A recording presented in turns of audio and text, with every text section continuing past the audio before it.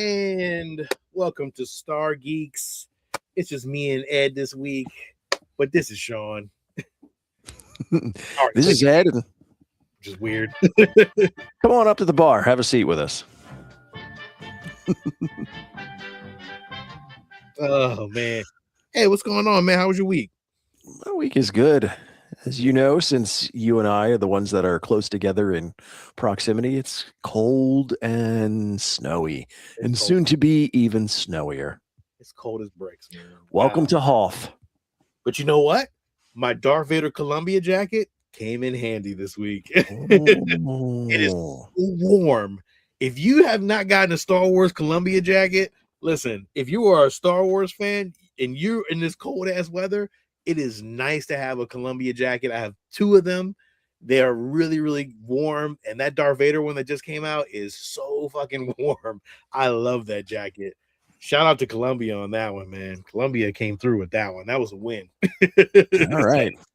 Yeah. You're warm on the planet Hoth. Yeah. I wish I would have got the boots. I didn't get the boots though. Damn.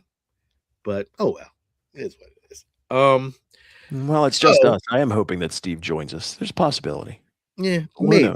Yeah, it's all good though. Well, thank you guys for showing up. You know, thanks for watching the show tonight. Make sure you like, subscribe, and let us know what we're doing wrong. Let us know what we're doing right. If you're enjoying the show, let us know. Tell a friend. Yeah. It's fun with a group. It is fun with a group. It is. But I did get something this week. No, I kind of got a clue. I told you I saw the headline and I'm like, this is been waiting. I really have been waiting for this piece. Like I really wanted it so badly, but I missed it the first time. And I'm a little upset with myself for missing it. But I kind of just let it go. And I was like, do I need it? And I was getting out of the MAQUETTE Regal robot thing. But now I'm kind of like back in it a little bit because I did just get another one. So I'm like, oh man. So I got to pull the trigger on this one. It was a good offer. And I was like, you know what? Let me take it. All right. So what'd you get? Hey, what's up? What's up, Set? What's going on? What's up, Zombie? What's going on? So I missed out the first time again. I got, and this is an artist proof. Ed, artist proof. Signed by Judy Elkins. Concept MAQUETTE replica of YUZZUM. Very Star Trek for life. How dare you? But I do love Star Trek, my friend. So you know what? Yeah, I'm not mad at you. Yeah. So I got the YUZZUM figure from Regal Robot. Oh yeah. No, it's got to be just you on that one. Well, let me put myself on. There you go. Piece. It's a part of the Lucas archives. Again, really, really cool piece. I love the fur on it. It reminds me of an Ewok. Going all the way around, just checking it out. Again, Regal Robot did a hell of a job with this. They went to the Lucas archives and scanned the original prop. Now, the original prop, which is crazy, did not have this little blaster gun. Apparently, it was a guitar at one time. I'm not 100% sure on that, but like he's in some of it, but like in the new edit. Ed, he's actually the guy that's singing the which is awful. Let's be honest, it is awful. We did nobody liked it, but at the same time, this is just a really great piece. It looks like it was just handmade. Like it just looked like it just came out of the Lucas, ILM, and they just made it. This is actually like the blaster that's actually like made out of little props. This does come off, so if you didn't need the gun, you just kind of wanted to have it like that, but like it needs the gun to me. Like it needs it disposable in his hands. But just a great piece, man. I'm very, very happy that I got this. It will sit well with my MAQUETTE collection. Again, it's just a great piece, man. Like highly recommended if you missed out on it. If you can try to get it on eBay, I did ask around on the Facebook marketplace, and a guy reached out to me and passed it off to me, man. And I really appreciate him for that. I don't want to give out his name or nothing, but I just want to say thank you. Look at his feet. Looks like it's like a little puppet. Yeah. And if you watch the making of Return of the Jedi, he's actually in Return of the Jedi. does look like a Muppet. It does, Gary. But it is a Muppet. Yeah. No sound, Sean. Hey, I didn't have any sound in the beginning. I don't know. I don't know. Hopefully you can hear me. Ed, you can hear me, right? Yeah, I got you.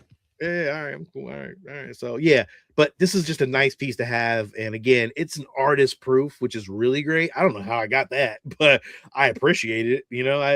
Hey, I'm not mad at it.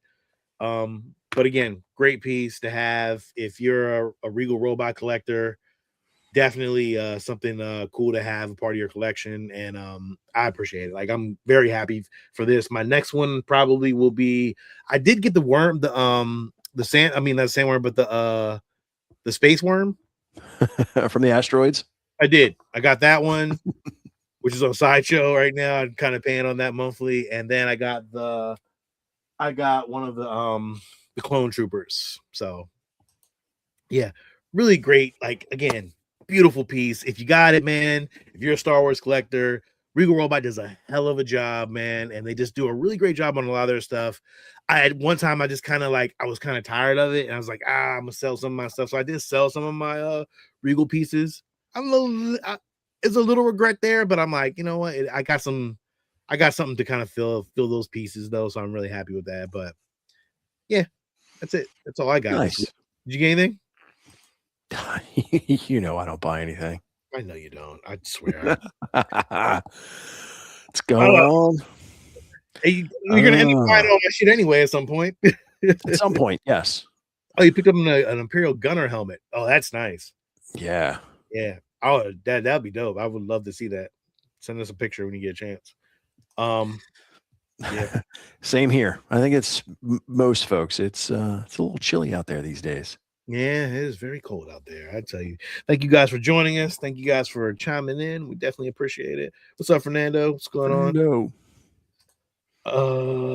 Chris, what's up? What's going on, man? Definitely appreciate you for coming. Thanks for hanging out with us tonight. Ed, yes. I'm gonna let you take it away because you got a lot. You got some news, man. I got some news. It's not a lot, but there's a lot that we can talk about. It's a lot we can talk about. It's a lot we can talk about. I'm gonna play your intro and you do your thing, man.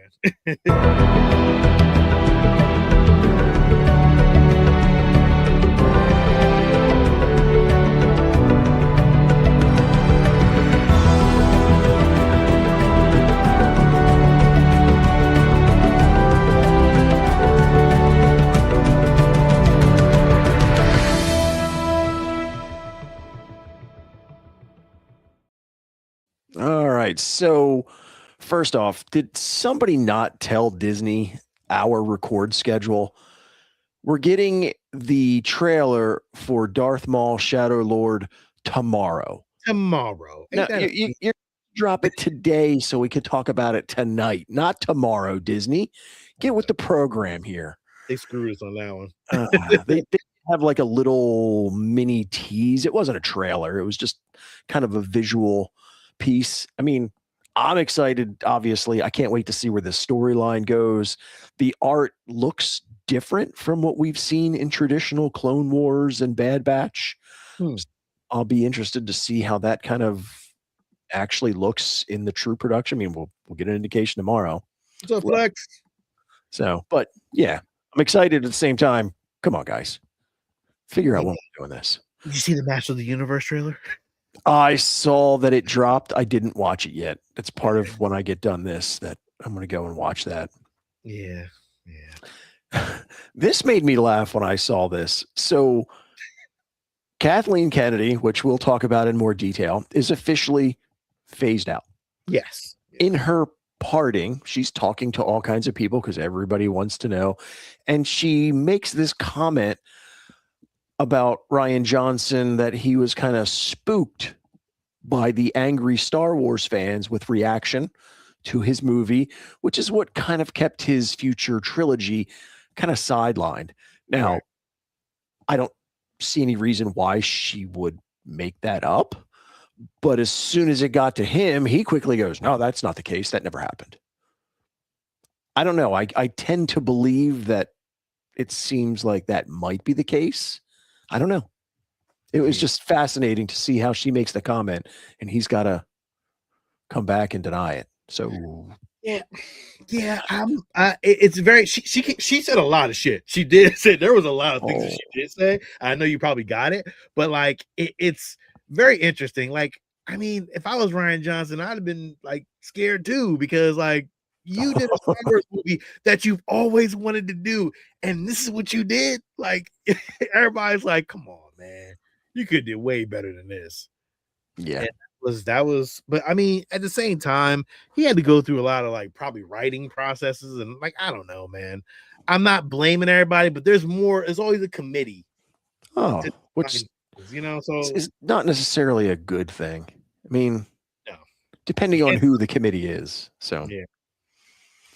I know in part of that conversation, they brought up Starfighter. And of course, they start asking the question. They're like, well, could this be a sequel fueled type of movie? Like, is it just one?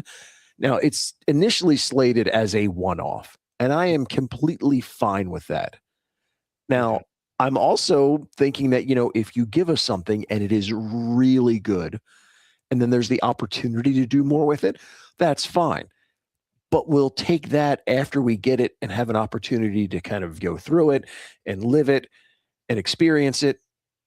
I think it's always a mistake for some of these execs to kind of go in and go, hey, we have an idea and this is going to go out and become like a trilogy or more. Like, we'll pump the brakes here.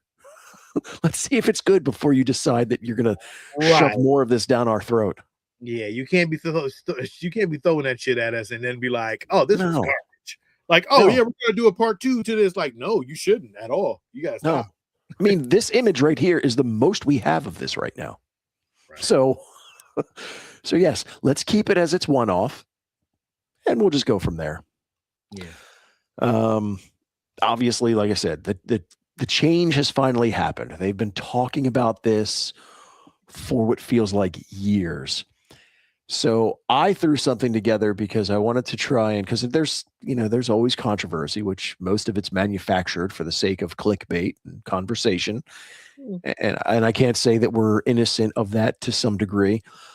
We are not. But here is the resume for Kathleen Kennedy's time with Lucasfilm. We have again, not a bad fucking resume. There's some shitters in there, but like, yo, I mean, so film-wise, you have The Force Awakens, Rogue One, The Last Jedi, Solo, The Rise of Skywalker. Now, I have in different color The Mandalorian and Grogu and Starfighter because, yes, their production was started under her watch. She won't be there to finish it. But, like, The Mandalorian and Grogu, it's done. It's in post-production now. Well, you got to also remember, too, she's not really stepping away. She's still, like, a producer and all that kind of shit. So, like... Right, really, but as far as her day-to-day involvement within Lucasfilm, yeah. So, and then when it comes to series, you have The Mandalorian seasons 1 through 3, Book of Boba Fett, Obi-Wan, Andor 1 and 2, Ahsoka, The Acolyte, Skeleton Crew, Visions 1 and 2, Bad Batch, Tales of the Jedi. I don't know. I left something in there. The Light and Magic documentary, and of course the Willow series. So breaking all these down, it's not bad. I mean, it's not glowing rave reviews on all of these, but for the most part, it's not that bad. I mean, let's keep it 100. Out of a franchise of one, like, entity, like, Kevin Feige is, like there, like, he has that on lock for Marvel, which is great.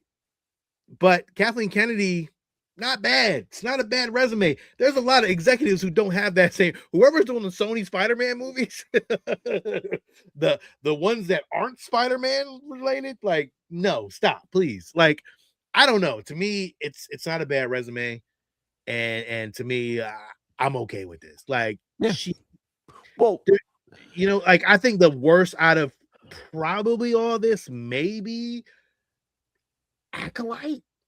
Maybe. Well, and that's what I'm curious. So let's look at the films: Force Awakens, Rogue One, Last Jedi, Solo, Rise of Skywalker. So The Force Awakens is good. It's not amazing, but it was really good. I enjoyed it. Of course, Rogue One, fantastic. Solo wasn't too bad. And I don't know how Hollywood works. So I don't know at what capacity is her responsibility, Ryan Johnson, but I kind of pin a lot of this on him. And then when you get to the Rise of Skywalker, I mean, we've got a train wreck we've got to deal with. So there's not much you can do with it at that point. Yeah, The damage was done. I mean, everything ain't, and it's not going to be a knockout of the park. She tried. So again, this is also designed by committee too. Let's keep it 100. I agree. Like, ain't the only one pulling the trigger on these shows. Agreed. So series wise, as a matter of fact, now that I'm thinking about it, I'm pretty sure Dave Filoni was around for Book of Boba Fett. So let's not he's his fingerprints on all this too. Let's not act like he wasn't there. He was also there for Acolyte too. Let's keep it 100.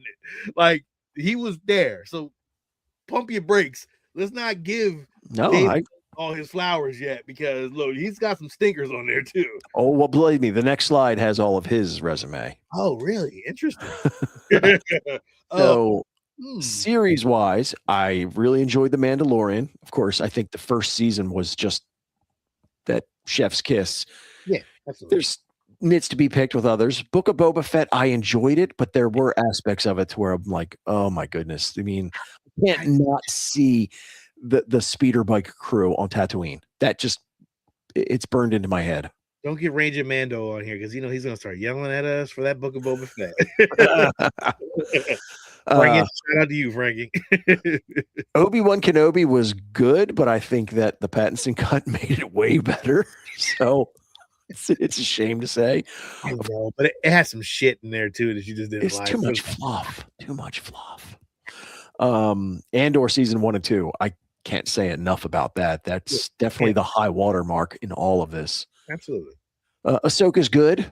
Again, not perfect, but the Acolyte, the Sabine thing bothersome. That's where they ran into some trouble for sure. Enjoyed the skeleton crew. What? Acolyte had some of the best fucking lightsaber battles. Agreed. And a lot of these shows, let's keep it 100. Like by anything to date, that's some of the best lightsaber battles we've seen at all. Yeah. Visions. I mean, Visions is an anthology of just anime in the Star Wars universe. You're gonna, and they're giving it to so many studios. So, agreed. The Bad Batch was fantastic. I love the stories in that. Mm-hmm. Tales of the Jedi was good. The documentary series, and then of course, have you watched Light Magic yet? Yeah. Oh, I didn't know you watched it. We never talked about you didn't like it. I didn't know if you liked it or not. Oh, of course. It's such good information.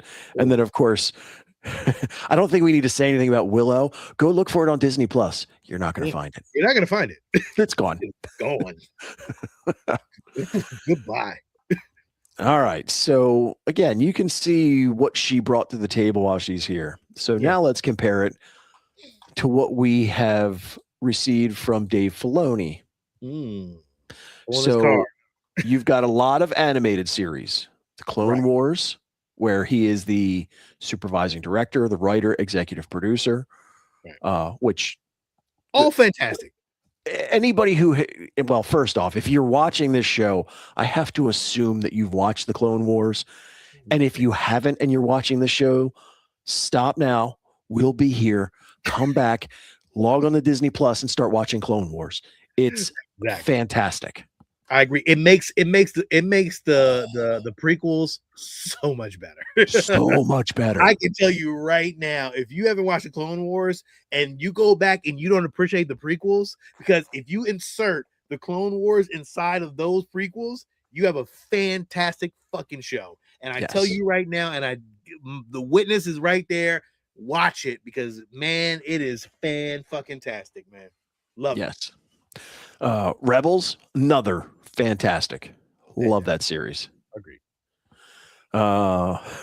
Low point when it comes to the Resistance. That was I didn't even watch it.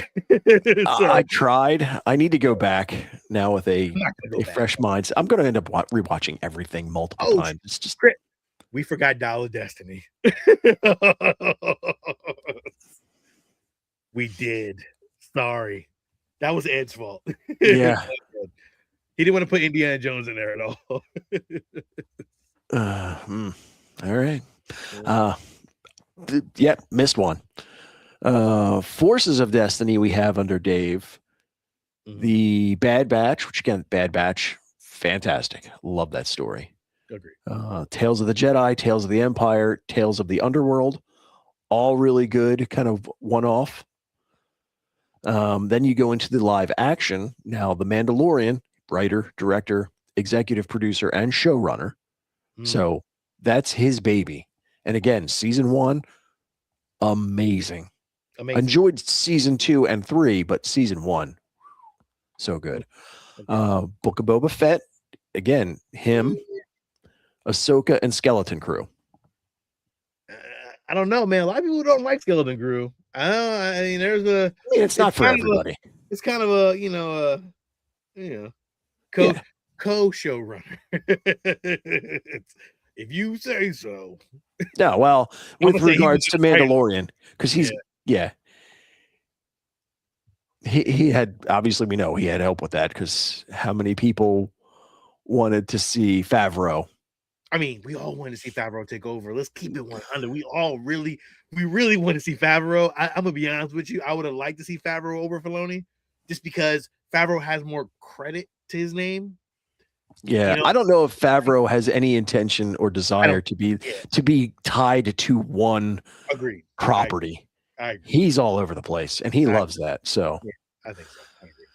Now, things that we've been told are upcoming. Obviously, there's a Clone Wars film that has been talked about. I don't know where that sits as far as if it's still going to happen. Well, you know, the Mandalorian Grogu, that's coming out. And then there's another project they just kind of always called the Dave Filoni movie, which we never got any more insight. Now that he's in the position he's in, there's rumor that these projects will, because who's going to greenlight them? Him? Right. If it's your project and you're the boss. So yeah, I mean, I don't know. I don't know what we will truly see as a change. I know, as we talked about last week, the fact that there's a lot of conversation with that Dave Filoni did not like Andor makes me scratch my head. I don't know if there's truth behind it, but that's what has been reported. That's weird. He didn't like Andor? That's what they're saying. I don't know. I don't know. I hope that's not true. That's crazy work. Like, he got his mind on that one. Yeah. I don't know. You didn't have any other news? Didn't Kathleen Kennedy say more stuff? Like, she was talking about like the Rey movie and all that other stuff. Like, I thought she was talking about. She talked about, but that's the thing is, you know, when it comes to those movies, there's so much that they just throw out that has no value. I didn't see anything in there that was other than conversation points, nothing that we can tie to and be like, oh, here's what. So yeah, she said something about the Rey movie. I remember her saying something about the hunt for Ben Solo was like, man. Yeah, we talked about that. Anything's a possibility, but nobody gives a shit about that. Like, I don't care. Yeah. I don't know. I thought she said some other stuff, but whatever. I mean, I'm not. It is what it is. She's gone. Nothing she can do. You know. Nope. She announced it today. She was at Lucasfilm for what, 14 years? You said. Trying to think of the date. 14 years of leading the studio. Yeah, since the transition. Yeah. Okay. Well, listen. Sad to see her go. You know. I mean, I don't know if sad is the word that I would use. I didn't have a problem with Kathleen Kennedy. Like, I'm not like I wasn't a hater. Like, I felt like, you know, a lot of that shit was by committee. It wasn't just her making one decision. There were some probably creative differences that she had against, well, I think it was like Chris Lord and, you know, when they were doing Solo, I think there was like creative differences. But that's what I remember from Solo, because that's why took over Andy Griffin's son. Ron Howard. When he took over for a Solo. So, I mean, that's the only thing I've ever really heard negatively about her and creative differences. And then, like, every Star Wars fan probably pretty much dislikes her, just like South Park does. So, I don't know. Maybe South Park did her in. maybe it was South Park doing their whole thing. Maybe kind of like said, maybe it's time for me to leave. Man, I was gonna say if that's the case, South Park's always they're gunning for somebody every week. So Ed, the real question here is, how long do you think it's going to take for Star Wars fans to start going at Dave Filoni? Oh, well, I think that we'll, it's all what have you done for me lately?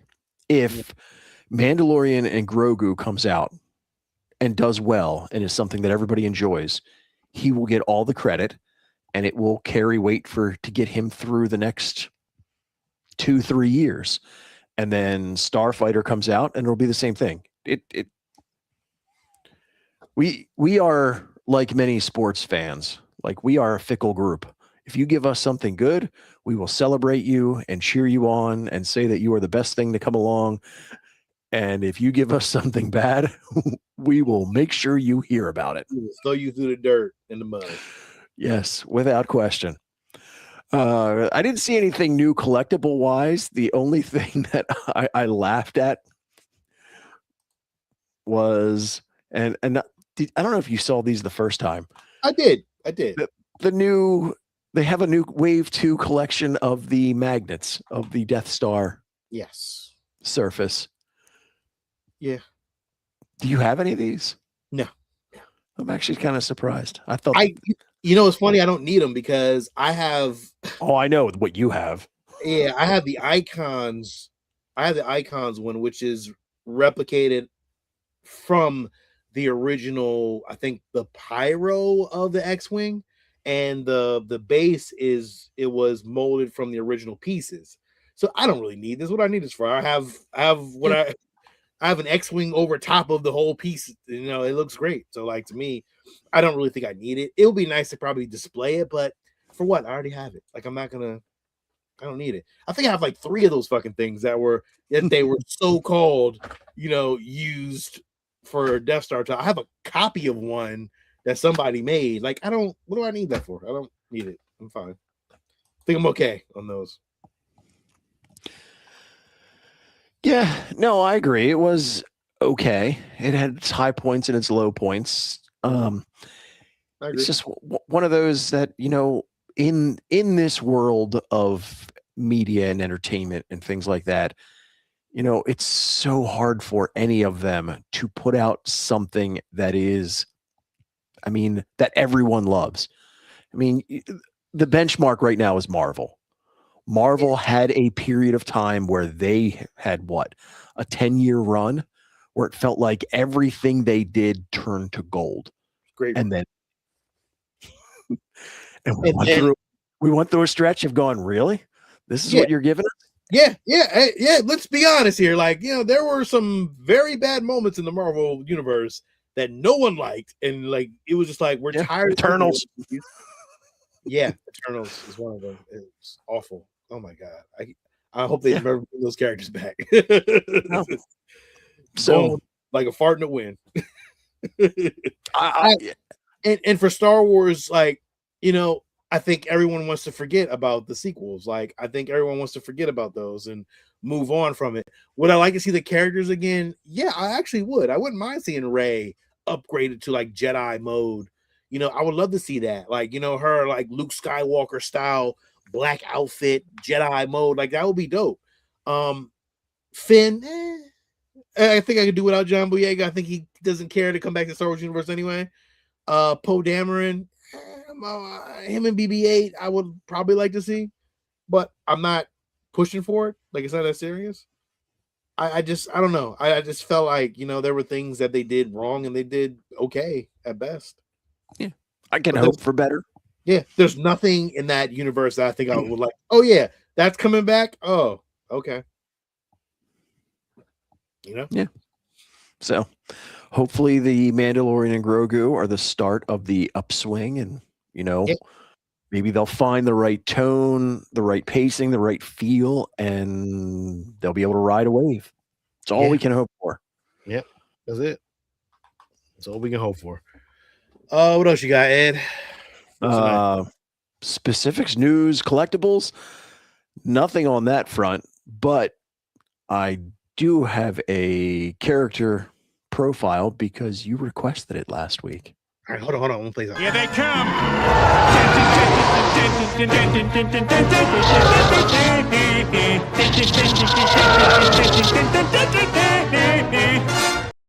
All right, here comes it.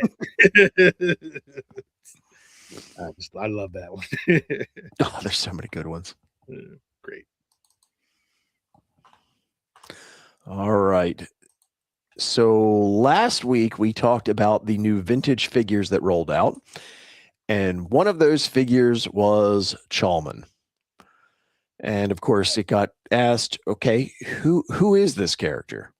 Mhm. So I did a little bit more digging and research to get us some information to understand who he is. So Chalman, a Ed's Wookiee, Archive. who originates from Ord Mantell. He was a street thug and kind of made his living hustling and taking advantage of visitors to Ord Mantell. Mm. Ends up saving enough money, and apparently his dream was owning a bar. So he ends up heading towards Tatooine, and he's the owner of the bar that everybody knows your name in Mos Eisley. Now, you wouldn't know that he was the bar owner because, I think most people think of Wooher. Now, he was the daytime bartender who worked for Chalman. A little background with Wooher is that during the Clone Wars, now they say that I get different information, which is not uncommon because let's face it, between canon and legend, there's so much background information, it gets blurred. But apparently his parents were killed by droids, which is the reason why he has such a distaste for them and had the droid detector installed. And we don't serve their kind. So that's because he's kind of the curmudgeon barkeep during the day. Okay. Now, even though he seems like he's kind of a miserable guy, he's actually a decent guy deep down because we know that the cantina, it's a seedy place. You're on Tatooine. It's a crime world.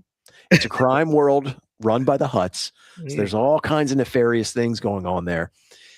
And a lot of, especially the bartenders, have an opportunity to make a side hustle on different things. And there's a lot of trafficking of people. I don't know if it's really human trafficking because there's a lot more than humans on Tatooine. Right. He opts not to get involved in that because he doesn't like it. So he takes the bigger stance of not getting too involved in the crime stuff. Now, he is a true mixologist, loves what he does. And there is a story that he was always trying to develop the perfect drink for Jabba, because let's face it, Jabba's the crime kingpin on this planet. And he knows that if he can create the perfect drink for him, it's going to set him on a path of financial independence. And while researching that drink for many, many years, he found what he thought was the secret ingredient, and that was the pheromones from Greedo's dead body. Oh, what? Yes. Yep. Now, we don't know whatever happened with his drink. If he was able to present it to Jabba, there's really not much known beyond that.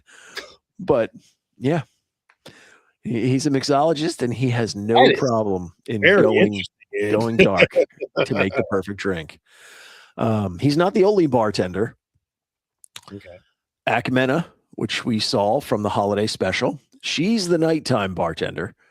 And she's the one that everybody likes. She's everybody's friend, very personable, but she has no problem in kind of wetting her beak in the underworld part.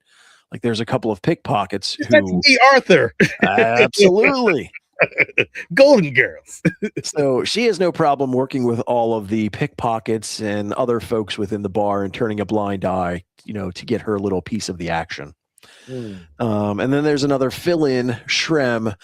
Now, poor Shrem, again, he's caught up in the underworld stuff.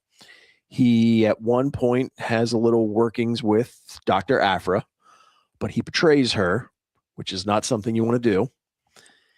She's mad and devises a scheme to get back at him to where I think he sells something to Jabba, which is not what it was supposed to be.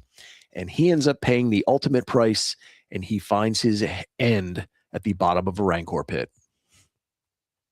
So don't piss off Dr. Aphra, because she'll come back to get you. But kind of more with Chalman, which how he ties into the bar overall. So the bar itself was built by the early Tatooine pioneers as a fort against the Tuskens. It was used for a lot of things. It was an armory. It was a brewery. It was a flop house for vagrants. It becomes a bar, and then it's owned by the Vitreon brothers, who end up using it as an illegal spice den. Now, Chalman, when he comes to Tatooine, he buys this facility from them and turns it into the cantina that we know in A New Hope. Now, the Vitreon brothers, immediately upon selling it, they disappear. And apparently it's because nobody wants to be on the wrong side of the anger of a Wookiee. And since it was a very seedy place, there was apparently bodies buried in the basement. So they knew what they sold him, and they skipped town. So when Chalman runs the cantina, he actually runs a really, I mean, it's Mos Eisley on Tatooine, so nice is a relative term, but it's above board for the most part as far as how he likes it presented. He apparently has signage all over the place stating that he does not want any violence in his bar, but while he holds that strict rule, he kind of enjoys when they do break out on occasion. Because one, he enjoys it, but also, you know, when they happen, that's kind of good for business. There are a number of drinks that you can get from the bar. The blue milk, which everybody knows on Tatooine, a Tatooine sunrise, Jawa juice, Yatuni Baska, Tatooine Junko, and the Hutt's Delight. Now, if you're a regular patron, there's some off-the-menu items. The Red Dwarf, the Cassandra Sunrise, a Nova Blaster, and a Flame Out. Now, the really cool part is, again, it's the underworld. If you happen to go in there and you ask for a Nova Blaster with a Savarin Brandy swapped out for the Carillion, they're going to escort you to the back room and show you where they keep all the black market weapons, because that's the secret code to get to the weapons. He also made sure the bar has certain spots that for the right price, you can meet with whoever you want, that there are signal jammers and no surveillance. So you can have a completely under the radar conversation in this facility for the right price. Sweet. We all know the favorite house band, Figure and Dan, and the Modal Nodes. There have been a lot of Star Wars folks who have found their way into this cantina, some of which would be Ventress, Maul, Bosk, Boba Fett, Han, Chewie, Luke, Obi-Wan, we know, Savage Press. And then at the end, at some point, Chalman sells the bar and goes off to do who knows what. But when he sells it and it goes into new hands, they change over the rules about droids, because at some point we know Din Djarin visits this same place, but at that point the bartender has been replaced by a droid. So that's interesting. That's actually really cool. I would love to see like a backstory on this. Like this would be like one of those little shorts, like animated shorts or something like that. Like that'd be dope. Like just to kind of see who owns, you know, this bar. That's dope. Like that's really cool. They are really missing out on certain things, man.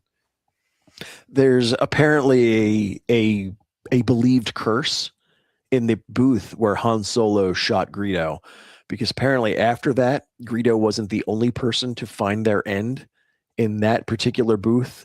And so there's a lot of patrons who will not sit there because they just think that, you know, whoever seems to sit in that spot meets their end with a blaster bolt. I wouldn't want to sit there either. Yeah, but that's it. That's just all you got? Some good information with regards to who owns the bar, who he has running it, and just some cool information about your favorite watering hole on Mos Eisley. Ed, I tell you, you're a classy man, and you know you always get this.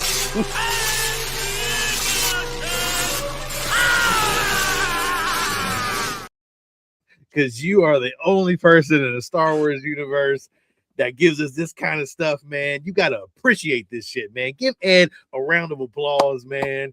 He always brings the heat, man. You gotta give him some love, man, because I don't know anybody else who's bringing that like you are, my friend. So for those in the chat, anybody who's watching, if there's a particular character or something that you want information about, throw it out there. Let me know.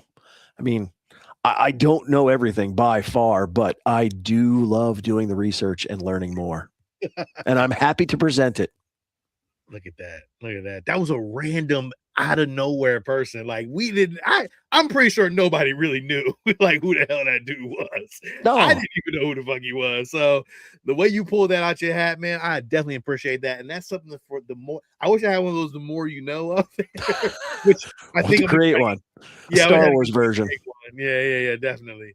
And again, Flex, everybody's give you a round of applause, man. Thank you, everyone. I'm happy to provide. Good Lord, man. You bring your A game every time, man. I thank you so much for that. I'm pretty sure the Star Wars fans appreciate that too, man. Fucking dope. And see the bad part about this is that as I do the research and learn some of the stuff that I didn't already know, now that it's in my head, as I talk to people, it comes out and they give me that eyebrow like, wait, what are you talking about? I'm like, what? You didn't know that Chalman was the Wookiee who owns the cantina? Start pulling it out. Dude, you are a legend. Like I appreciate you every time we come on here on Wednesdays.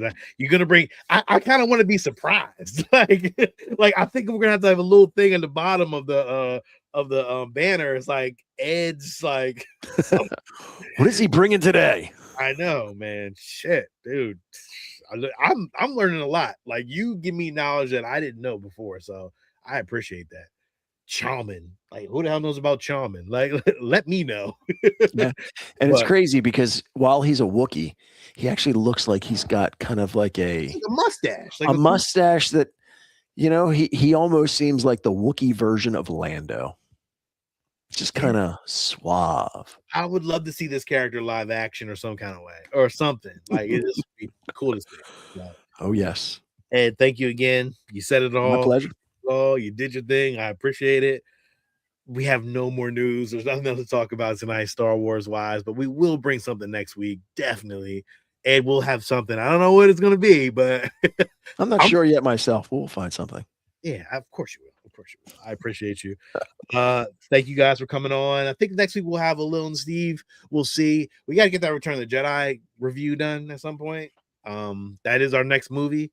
Then we're moving on to other things that you may not want to know or review, but we are going to review them, the sequels.